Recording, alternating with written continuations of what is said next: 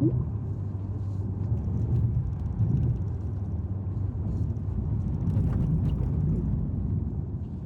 hello, welcome to the new video. And as we've tested so far, I think 4 family cars this year. Here is the 5th one. This is the new generation of the Hyundai Santa Fe. This is the hybrid powertrain, not the PHEV. So you can have only these two. If you want a diesel car, you need to buy Kia Sorento. So this is a hybrid car. Yeah. Let's have a closer look at this new generation of the Santa Fe. So as you can see, it has quite a boxy design. It is very similar looking to the Land Rover product, Land Rover Defender. So if you want the cheaper Defender, a family car, this is the car to go for. And it's actually a very interesting design. You have this H signature of the lights alongside the car. This car is also equipped with the optional brown matte color, which is 2,000 euros extra. And let's have a look at the aerodynamics, because despite its boxy design, it is actually quite an aerodynamic car, and it has improved the drag coefficient from 0.33, which was in the previous generation, to only 0.294, so 0.29, which is excellent for how boxy this car looks, and it's even better than the Kia Sorento facelift, which still has 0.32. And the solution they've gone for is, of course, the active flaps in front of the radiator, which acts also as the aerodynamic element.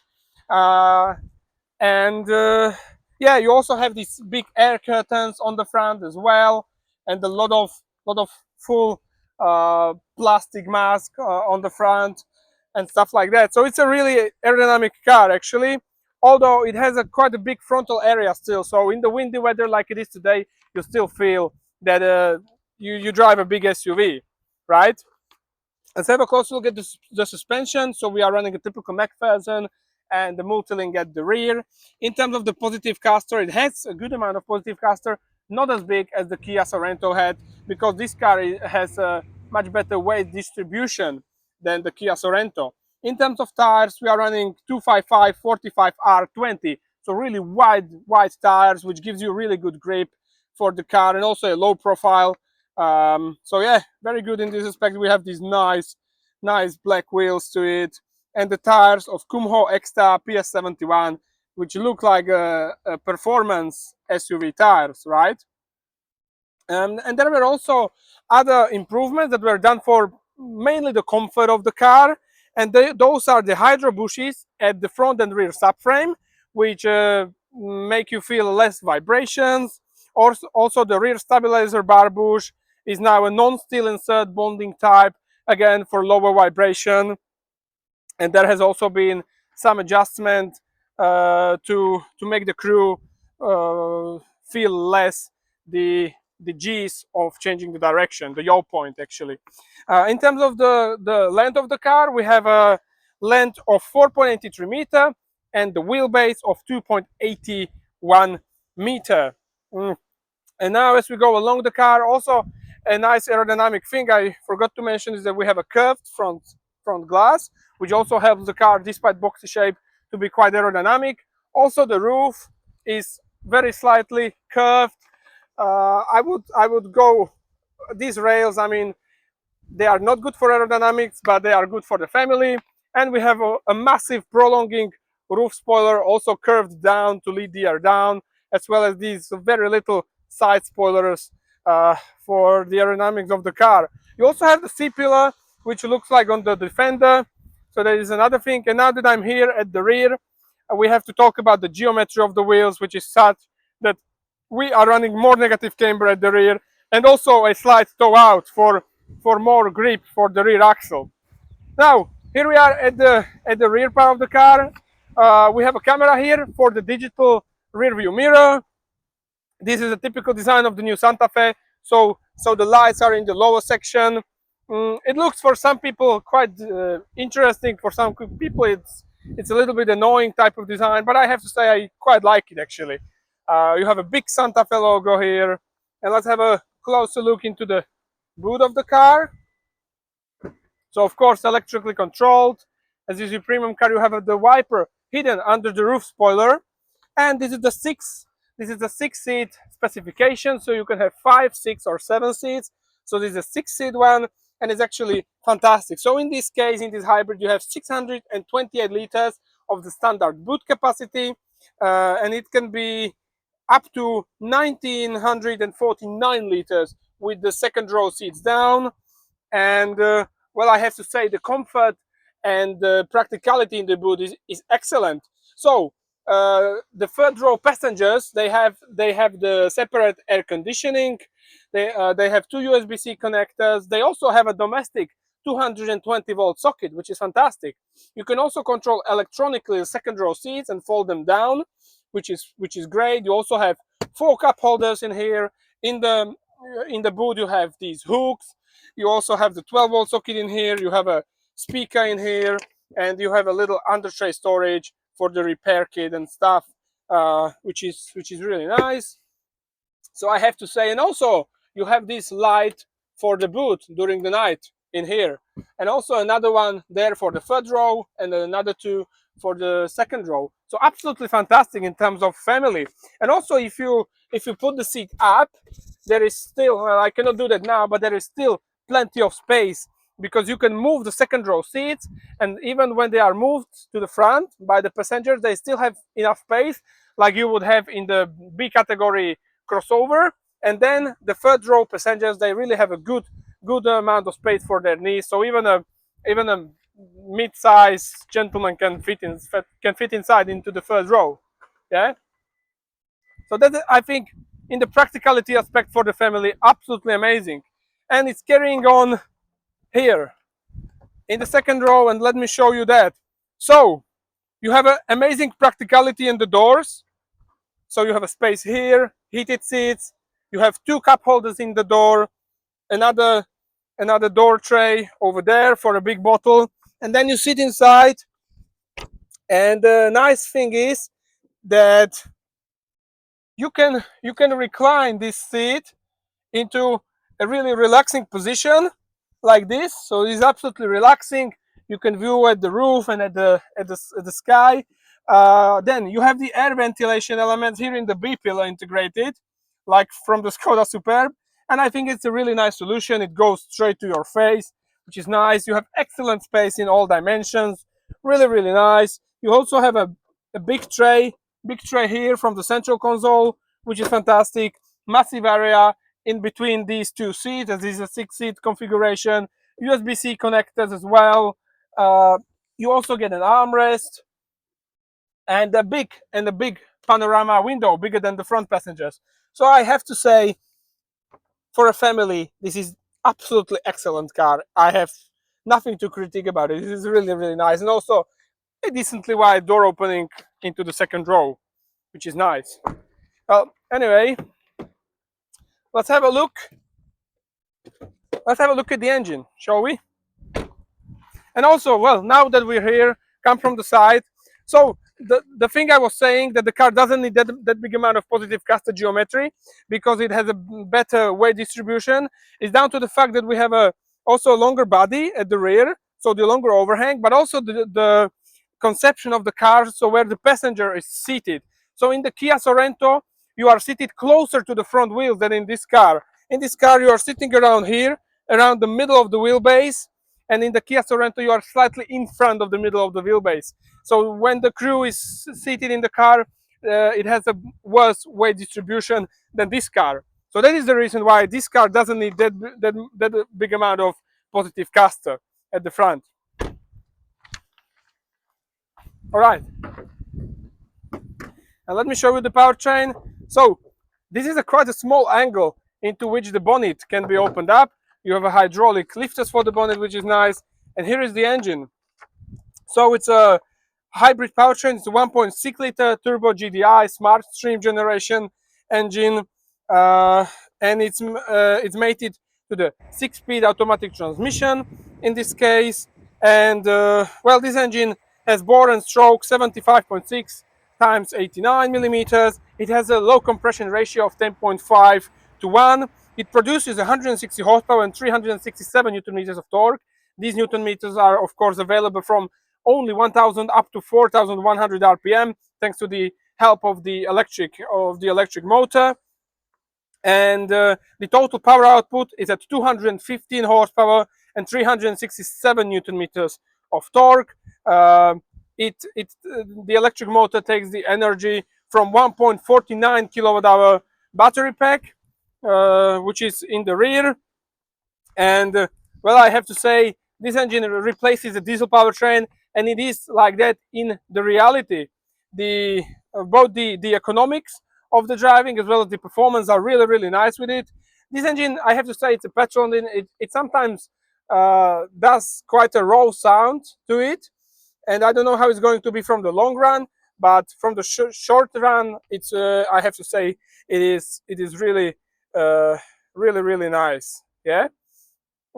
It lies slightly in front of the front axle, and also, if I could say, to the steering, so we have a 2.58 lock-to-lock turns, and that equals to 13.2 to 1 steering ratio. And the car can tow, with this powertrain, can tow 750 kilograms unbraked trailer and 1100 braked trailer. So yes, so that would be about it to the walk around of the new Hyundai Santa Fe. And now let me talk you more about the experience with such car by sitting into the car, driving it, and telling you more about the new Hyundai Santa Fe. Oh, well, welcome inside the new generation Hyundai Santa Fe, and let's first talk about the interior, shall we? So the interior looks as boxy in some parts as the exterior of the car. Also, you have the ambient lighting in here.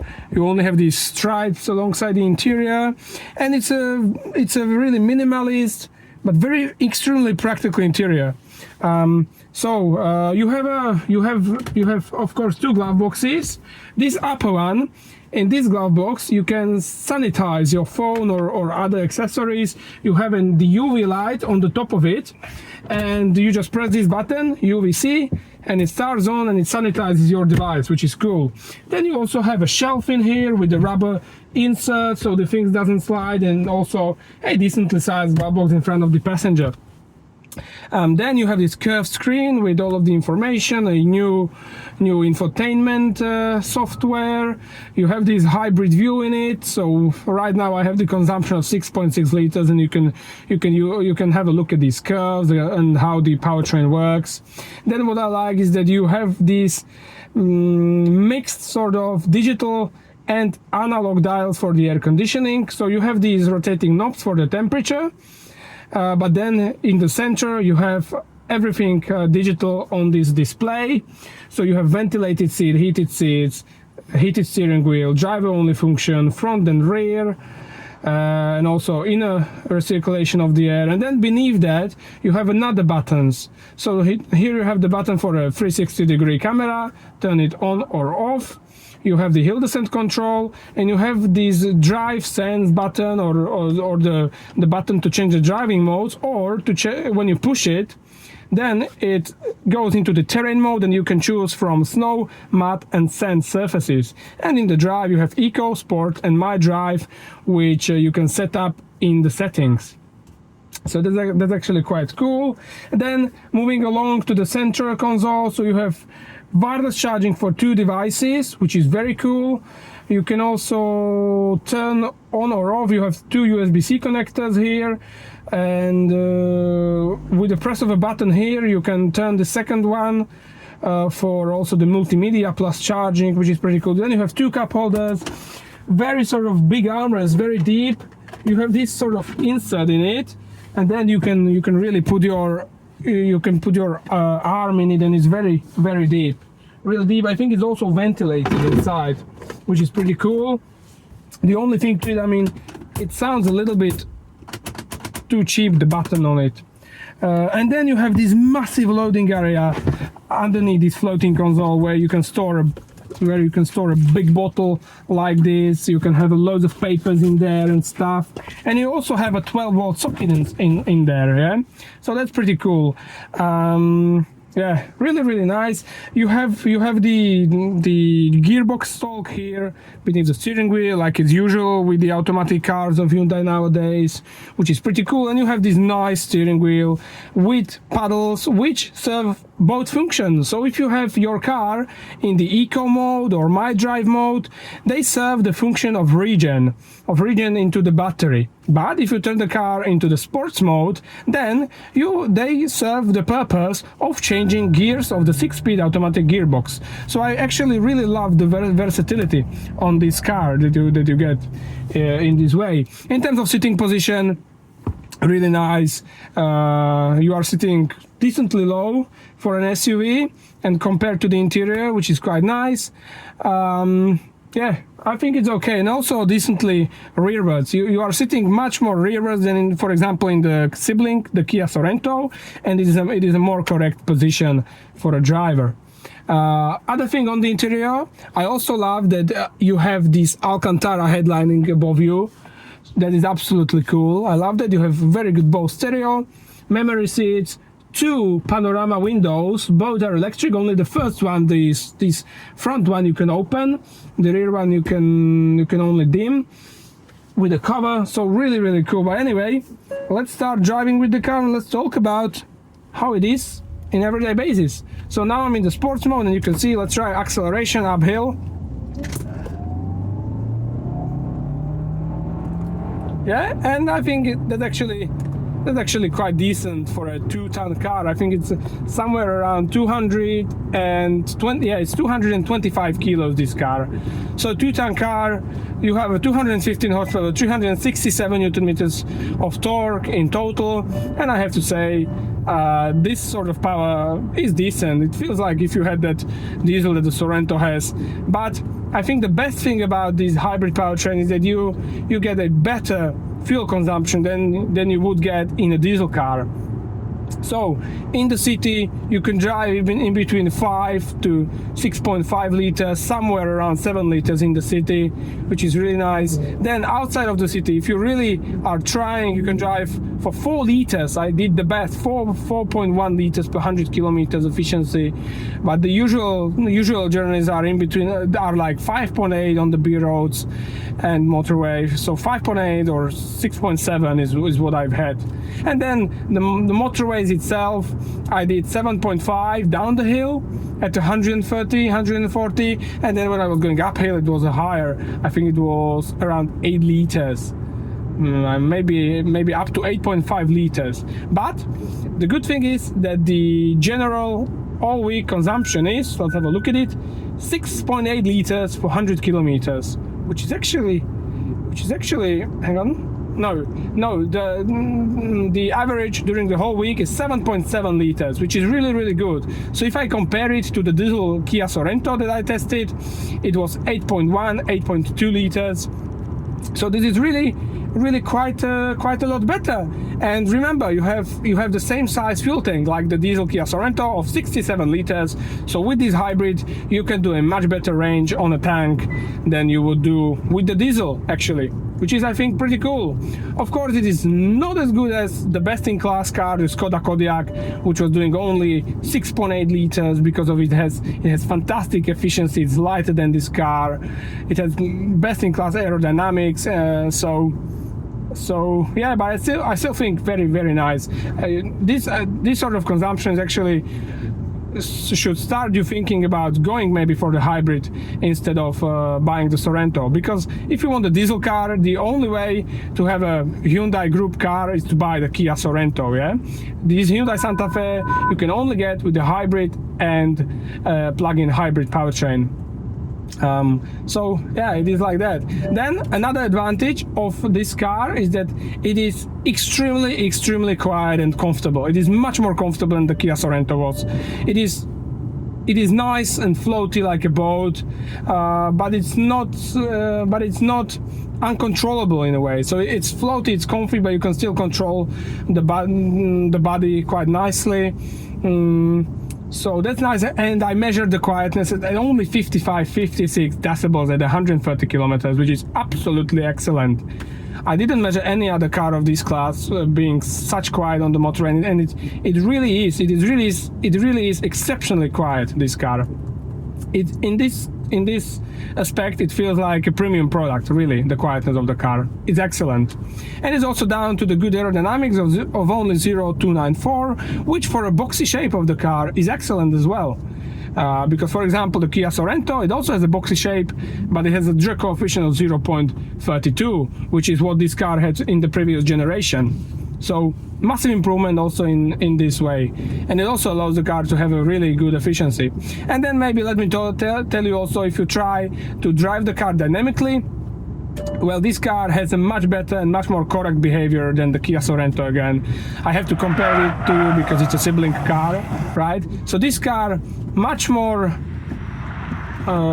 this car has much more positive caster, so it's leaning much more onto the outer rear wheel. Also, the weight is more distributed into the rear, not only thanks to the battery, but also thanks to the rear overhang, which is much longer than the front overhang, and therefore you have more of the body weight of the car, of the carrossery of the car on the rear.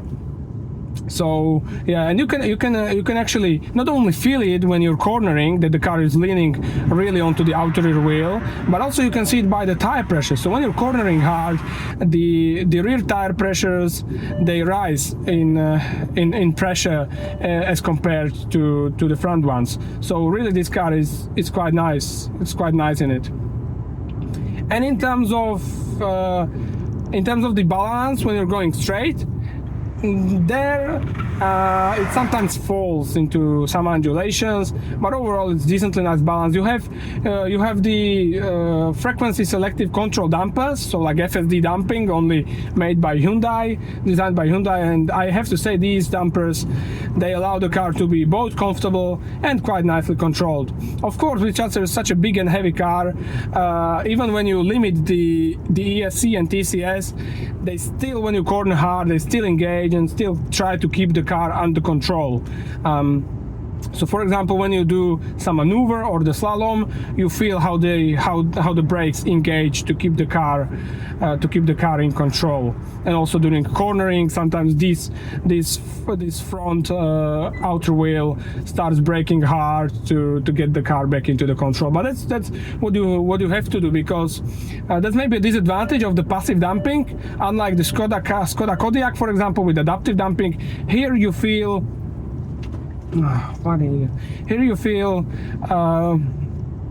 the changes and the roll much more than in the adaptive damping car.